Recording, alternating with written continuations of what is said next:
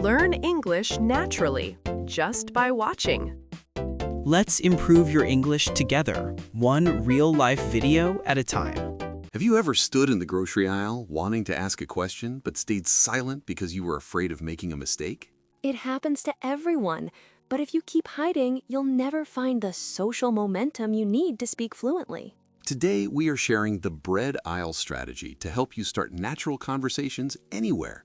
By the end of this video, your normal grocery trip will become powerful English practice. Hello everyone! Welcome back to the channel where learning English is easy and fun.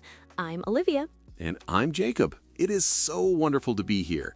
I am feeling very energetic today, even if I had a small disaster this morning. Oh no, Jacob, what happened? Did you lose your keys in the fridge again? Worse, I went to the store to buy ingredients for a cake. I saw a big bag of white powder and I thought, this is sugar. Let me guess, it wasn't sugar. No, it was salt. I put 2 cups of salt in my cake. I took one bite and my face went like a raisin. It was a salty cake tragedy. Oh, Jacob, that is why we need to talk about the supermarket today. You need to know how to ask for help so you don't buy salt instead of sugar. Before we dive into our secrets, we have a small favor. If you enjoy our chats, please click that like button right now. Yes, it's like giving us a digital high five. And please subscribe to become part of our English family. We want to help you speak with confidence every single week. Okay, Jacob, let's talk about the bread aisle strategy. Imagine you are looking for sourdough bread, but you aren't sure which one is fresh. I usually just stand there for 10 minutes looking confused. Don't do that. Instead, use a compliment or a shared observation. You don't even have to say hello first. What do I say then? You can look at the person next to you and say, "The bread here smells amazing, but it's so hard to choose, right?" Oh, that is smart. It's not a test, it's just a comment about the situation. You are breaking the ice without pressure. Exactly. If they smile and answer, you can ask a small question, like, "Do you know which one is the softest?" Now you are having a real conversation. That reminds me of our friend Tom. You know Tom, he loves his taco t-shirts. Oh, Tom is one of a kind. What did he do this time? Well, last weekend, Tom went to that very fancy Italian deli downtown. He was wearing his giant taco shirt that says, "Let's talk about tacos." In an Italian deli? Yes, he walked up to the counter and the worker looked very serious.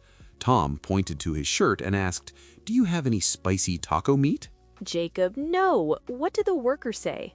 The man just closed his eyes and said, "Sir, this is an Italian deli. We have pasta, we have cheese, we do not have taco meat."